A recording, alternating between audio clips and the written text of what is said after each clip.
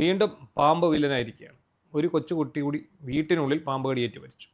അതെ, ഇതിങ്ങനെ വർദ്ധിക്കും.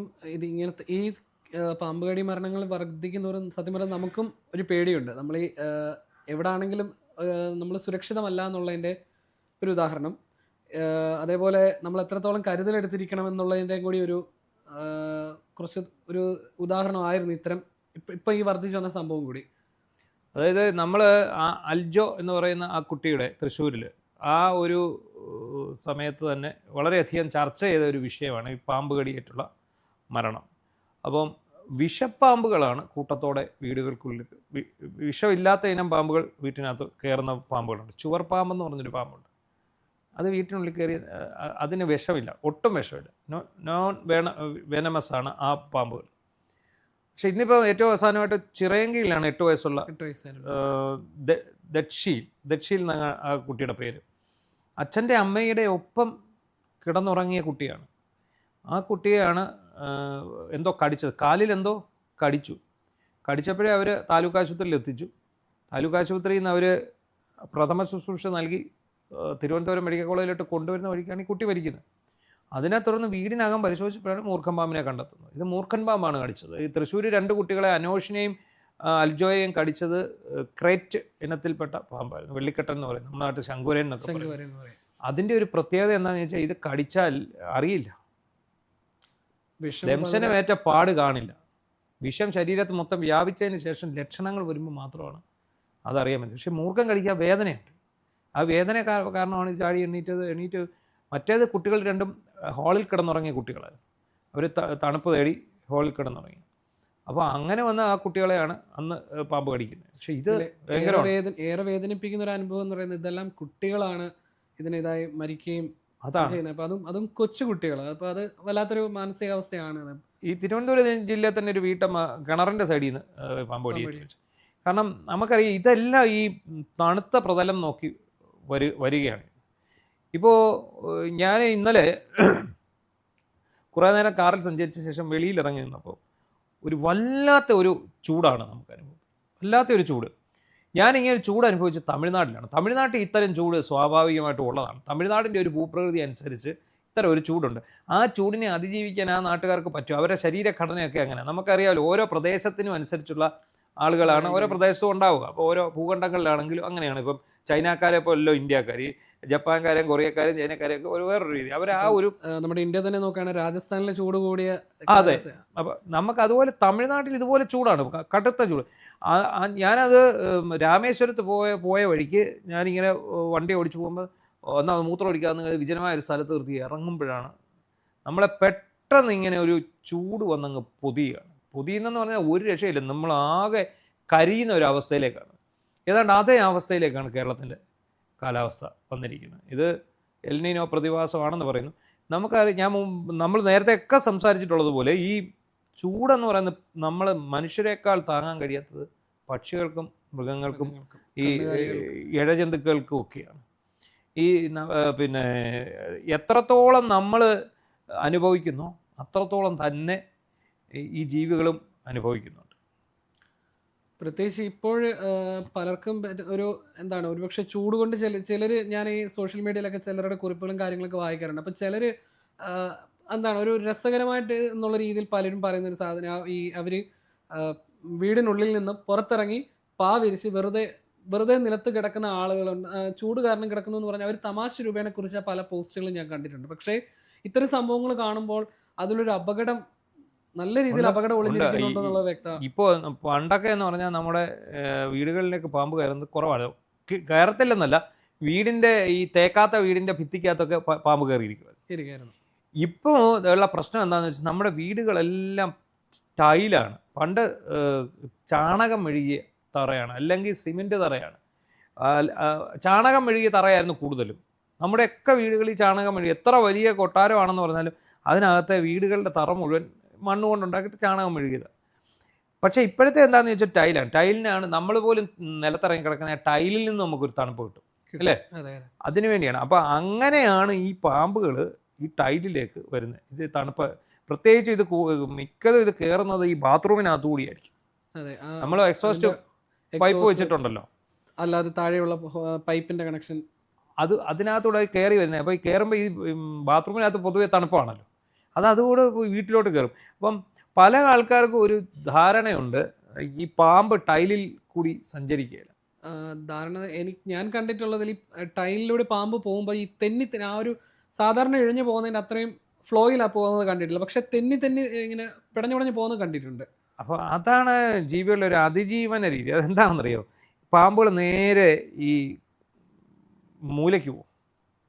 ഭിത്തിയോട് ചേർന്നിട്ടിരിക്കുന്ന ടൈലുണ്ടല്ലോ, അവിടെ ആകുമ്പം ഇങ്ങനെ കോണോടെ ഇരിക്കുകയല്ലേ, അതെ, ആ ഭാഗത്തുകൂടി ഇത് അഴിഞ്ഞു പോകും സ്മൂത്തായിട്ട്. അവിടെ ആകുമ്പോൾ ഒരു ഗ്രിപ്പ് കിട്ടും ഇതിന്. അതിങ്ങനെ നമ്മുടെ മുറിയുടെ 4 മൂലക്കൂടെ ഇങ്ങനെ ഇഴഞ്ഞിഴഞ്ഞ് അതിന് പോകാൻ പറ്റും. അപ്പോൾ ആ വഴിക്കാണ് ഇത് സഞ്ചരിക്കുന്നത്, ഈ ടൈലിനകത്തുള്ളതിനകത്ത് കയറിക്കഴിഞ്ഞാൽ എന്നാണ് പാമ്പിനെ കുറിച്ച് പഠിക്കുന്ന ആൾക്കാർ പറയുന്നത്. അങ്ങനെയാണ്. പിന്നെ ഈ എന്തുകൊണ്ടിത് നമ്മൾ സാധാരണ ഉപദ്രവിക്കുമ്പോൾ മാത്രമാണ് പാമ്പ് കടിക്കാറുള്ളതാണ് കേട്ടിട്ട്. അത് ഒരു പൂർണ്ണമായിട്ട് ആ ഒരു വാദത്തിലൂടെ നമുക്ക് യോജിക്കാൻ കഴിയില്ല. അതില്ല. അപ്പം ഈ പറയുന്ന കുട്ടികൾ, ഉറങ്ങിക്കിടന്ന കുട്ടികളെ പാമ്പ് കടിച്ചു എന്ന് പറയുമ്പോൾ അവർ ഏത് രീതിയിൽ ഉപദ്രവിച്ചിട്ടാണ് അവരെ കടിച്ചത്? അതിനപ്പം അത് ഈ ജന്തുസ്നേഹികൾ അവരുടെ വാദം ശരിയാണെന്ന് വരുത്തി തീർക്കാനുള്ള ഒരു പോയിന്റ് മാത്രമായിട്ട് എനിക്ക് അതിനെ തോന്നിയിട്ടുള്ളൂ. അതൊരു കാരണം ഈ പാമ്പിനെ മാറ്റി നിർത്തിയാൽ പോലും പല വന്യജീവി ആക്രമണങ്ങളും അത്തരം വിഷയങ്ങളൊക്കെ നേരിട്ടിട്ട് ഉണ്ടായിട്ടുള്ളൊരു നാടാണ് എൻ്റെ നാട്ടിലൊക്കെ. അപ്പം നമ്മൾ അത്തരം പല സന്ദർഭങ്ങളും നമ്മൾ കാണുകയും കേൾക്കുകയും ഒക്കെ ചെയ്യുന്നത്. അപ്പോൾ അതുകൊണ്ട് ഈ ആക്രമിച്ചാൽ മാത്രമേ മൃഗങ്ങളെ ഇങ്ങോട്ട് ആക്രമിക്കൂ എന്നുള്ളത് അത് 100% ശരിയല്ല. എന്നാൽ കുറേയൊക്കെ അതിനകത്തൊരു സത്യം ഉണ്ട് താനും. ഇതിപ്പം ശരിക്കും ഇരയാണെന്ന് കരുതി കടിച്ചതാണെന്നൊക്കെ പറയുന്ന ആൾക്കാരുണ്ട്. അപ്പോൾ ഈ പാമ്പ് സ്വാഭാവികമായിട്ടും ഇര പിടിക്കുമ്പോൾ അത് വിഷം ഇഞ്ചക്ട് ചെയ്തുകൊണ്ടാണ് ഈ ഇരയെ എടുക്കുന്നതെന്നാണ് പറയുന്നത്. അപ്പം അതുകൊണ്ട് ഇത് കാലിൻ്റെ ഭാഗത്തൊക്കെ വന്നു കഴിഞ്ഞ് ഇതെന്തെങ്കിലും ഇരയാണെന്ന് കരുതി കടിച്ചാണോ എന്നുള്ളതും നമുക്കറിയില്ല. അങ്ങനെയൊക്കെയാണ് എല്ലാവരും പറയുന്നത്. അതാണ് ഞാൻ പറഞ്ഞത്. അത് ഈ പറയുന്നവര് ഈ ജന്തുസ്നേഹികൾ അല്ലെങ്കിൽ അവരെ കപട ജന്തുസ്നേഹികൾ എന്ന് വിളിക്കാം. അപ്പൊ അങ്ങനെയുള്ളവർ അവരുടെ ഒരു വാദം ഞങ്ങൾ പറയുന്നത് ശരിയാണെന്ന് വരുത്തി തീർക്കാൻ അവർ ഇതുപോലെ ഒരു 100 ന്യായം അതിന് മുകളിൽ കണ്ടുപിടിക്കുക. അപ്പം അത് അത്തരത്തിലുള്ള ഒരു പോയിന്റ് ആയിട്ട് എനിക്ക് അതിനെ തോന്നുന്നുള്ളൂ. പിന്നെ മറ്റൊരു കാര്യമുള്ളത്, ഈ നേരത്തെ ഈ ജീവികൾക്കൊക്കെ ഒരു സ്വച്ഛമായ ഒരു ആവാസ വ്യവസ്ഥ ഉണ്ടായിരുന്നു. ഇപ്പം നമ്മളുടെയൊക്കെ എന്താണ് ശരിക്കും എല്ലാ മലയാളികളുടെ എല്ലാം ഒരു വീട്ടിൽ 5 പേരുണ്ടെങ്കിൽ 5 വീടാണ്. അതെ. ഈ പാമ്പിനും അതുപോലെ തന്നെ ഈ ഭൂമിയുടെ അവകാശികളായിട്ടുള്ള മറ്റ് ജീവികൾക്കും ഇരിക്കാനുള്ള സ്ഥലം എങ്ങും ഇല്ല. അപ്പോൾ സ്വാഭാവികമായിട്ടും അത് ഈ വന്യമൃഗങ്ങളുടെ ആക്രമണം വരുന്നു എന്ന് പറഞ്ഞ പോലെ ഇതുങ്ങളുടെ ഒരു പ്രശ്നം എന്താ, ഈ വേറൊരു കാര്യങ്ങളുണ്ട്. ഈ ഫോറസ്റ്റ് ഒക്കെ തയ്യാറാക്കുന്ന വന്യമൃഗ ആക്രമണം എന്ന് പറയുന്ന കണക്കുണ്ടല്ലോ, അതിൽ ഈ പാമ്പ് കടിയേറ്റുള്ള മരണവും വരും. പാമ്പ് കടിയേറ്റുള്ള മരണവും അത് നാട്ടിലായാലും വനത്തിലുള്ളായാലും ഈ പാമ്പെന്ന് പറഞ്ഞാൽ വന്യജീവിയാണ്, ഇന്ന ഷെഡ്യൂളിൽപ്പെട്ട സാധനം. അപ്പോൾ അത് ഇതിനകത്ത് വരുന്നുണ്ട്. ശരിക്കും എന്താണ് ഇതിൻ്റെ അടിസ്ഥാന ഘടകം എന്ന് ചോദിച്ചാൽ, പാമ്പ് ശീതരക്തജീവിയാണ്. അതിന് ഒരു ചെറിയ ചൂട് പോലും അതിന് സഹിക്കാൻ കഴിയില്ല. ആ സമയം നോക്കി അത് എവിടെ തണുപ്പ് കിട്ടുമോ അവിടേക്ക് മാറും. അങ്ങനെയാണ് ഈ മരങ്ങളുടെയൊക്കെ പൊത്തിലും ഇതിനകത്തെ പൊത്തിലും ഒക്കെ കയറും. പക്ഷെ അതിന് ഏറ്റവും കൂടുതൽ തണുപ്പ് കിട്ടുന്ന സ്ഥലം എന്ന് പറയുന്നത് നമ്മുടെ വീടുകൾക്കുള്ളിൽ തന്നെ, ചെടികളുടെ ചുവട്ടിൽ, ചെടികൾ വെള്ളം ഒഴിക്കുന്നിടത്ത് പോയിരിക്കും. അപ്പോൾ ഇത് അങ്ങനെ വരുന്നിടത്തു നിന്നാണ് ഈ പാമ്പുകൾ വീടിനുള്ളിലേക്ക് കയറുന്നത്. നമ്മൾ നേരത്തെ ഒരു ദിവസം നമ്മൾ ചർച്ച ചെയ്തതാണ്. ഈ വീടിനോട് ചേർന്ന് നിൽക്കുന്ന ജനാലയോട് ചേർന്ന് നിൽക്കുന്ന ചെടികൾ, വീട്ടിനകത്ത് വെച്ചിരിക്കുന്ന ചെടികൾ, അങ്ങനെ പല സംഭവത്തിലൂടെ ഈ പാമ്പുകൾ. പിന്നെ നമ്മൾ ഈ ചില വസ്തുക്കൾ ഈ ചിലയിടങ്ങളിൽ എന്തെങ്കിലും സാമഗ്രികൾ നമ്മൾ വർഷങ്ങളായിട്ട് അല്ലെങ്കിൽ മാസങ്ങളായിട്ട് കൂട്ടി വെച്ചിരിക്കുന്ന ചില പ്രദേശങ്ങൾ കാണും. ചിലപ്പോൾ അവിടെ പോയി യാദൃശ്ചികം എന്തെങ്കിലും ഒന്ന് എടുക്കുമ്പോഴായിരിക്കും അതിനോട് അടിയിൽ പാമ്പ് കയറിയിരിക്കുന്നത് കാണുകയും ചെയ്യുന്നത്. അതുപോലെ ഭക്ഷണാവശിഷ്ടങ്ങൾ കൂടുതലായിട്ട് കിടക്കുന്ന സ്ഥലത്ത് തെരുവ് പട്ടികളും ഈ പാമ്പുകളും ഒക്കെ അവിടേക്കും സാധാരണ കടന്നു വരാറുണ്ട്. അത്തരം പിന്നെ സ്ഥലങ്ങൾ നമ്മുടെ വീടിൻ്റെ സമീപത്തുള്ളത് ഒഴിവാക്കണം. അതുപോലെ ഈ കാട് പിടിച്ച് കിടക്കുമല്ലോ, ഇപ്പം ശരിക്കും ഉണക്കാണ് എങ്കിൽ പോലും ഒരു ചെറിയ മഴ തൂളി അപ്പത്തെ നമ്മുടെ പറമ്പെല്ലാം കാട് പിടിക്കും. അങ്ങനെയുള്ള പ്രശ്നങ്ങളുണ്ട്. പിന്നെ പണ്ട് ഇപ്പോഴേ എത്രത്തോളം ഉണ്ടെന്ന് അറിയില്ല, ഈ വനത്തിനോട് ചേർന്ന് നിൽക്കുന്ന പ്രദേശങ്ങളിൽ പണ്ട് ചെയ്യുന്നൊരു നടപടി ഉണ്ടായിരുന്നു. ഈ ഒരു കുറച്ച് ഭാഗം വെട്ടിത്തെളിച്ചിട്ട് അത്രയും ഭാഗം മാത്രം തീയിട്ടൊക്കെ അതായത് ആ ഒരു അവിടെ നിന്നുള്ള വന്യമൃഗങ്ങൾ അല്ലെങ്കിൽ ആ ഒരു കൃത്യമായ ഒരു അകലത്തിൽ നശിപ്പിച്ച് കളയല്ല, ഒരു മെയിൻറ്റെയിൻ ചെയ്ത് നിർത്തുന്ന ഒരു രീതി പണ്ടുണ്ടായിരുന്നു. Fire line തെളിക്കുന്നത്. അപ്പം ഇന്ന് അത് എത്രത്തോളം ഉണ്ടെന്നുള്ളതിനെ കുറിച്ചൊരു വ്യക്തത കുറവുണ്ട്. പക്ഷെ നമ്മളിപ്പോൾ എന്ത് ചെയ്യാൻ പറ്റുമെന്നുള്ളതാണ്. ഈ പാമ്പുകളുടെ ശല്യം അത് തുടർന്നുകൊണ്ടേ ഇരിക്കുകയാണ്. തുടർക്കഥയാണ്. ഒരു പട്ടി കടിച്ച് മരണത്തിൻ്റെ ഒരു സീസൺ ഉണ്ടായിരുന്നു. ഉണ്ടായിരുന്നു. ആ സീസണ് പുറകെ ഇപ്പോൾ പാമ്പ് കടിച്ചുള്ള മരണത്തിൻ്റെ ഒരു സീസൺ വന്നിരിക്കുകയാണ്.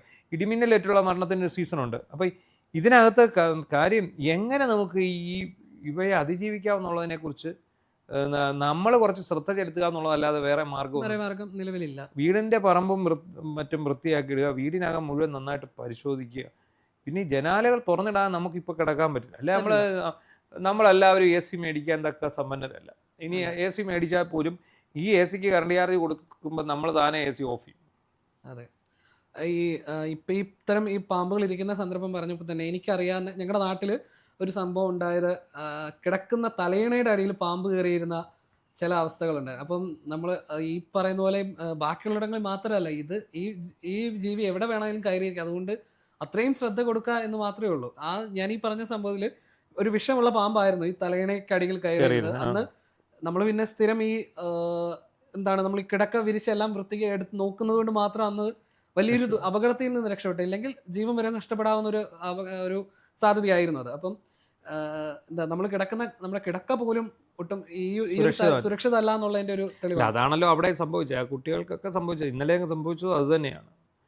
എന്തായാലും വല്ലാത്ത ഒരു കാലാവസ്ഥയാണ്. നമ്മൾ തന്നെ സൂക്ഷിക്കുക എന്നുള്ളതാണ് ഇതിനകത്ത് ഏറ്റവും പ്രധാനപ്പെട്ട കാര്യം. ഇതിനകത്ത് സർക്കാരിനോ അല്ലെങ്കിൽ മൃഗസംരക്ഷണ വകുപ്പിനോ അല്ലെ വനവകുപ്പിനോ ഒന്നും ചെയ്യാൻ പറ്റില്ല. എല്ലാ കാര്യങ്ങളും നമ്മൾ ഗവൺമെന്റിന്റെ തല വെക്കാൻ പറ്റുകയില്ല. നമ്മൾ തന്നെ സൂക്ഷിക്കുക. പക്ഷേ ഇപ്പോൾ വരുന്ന വാർത്തകൾ വളരെയധികം ഹൃദയഭേദകങ്ങളാണ്. പിഞ്ചു കുഞ്ഞുങ്ങളാണ് പാമ്പ് കടിയേറ്റ് മരിച്ചുകൊണ്ടിരിക്കുന്നത്.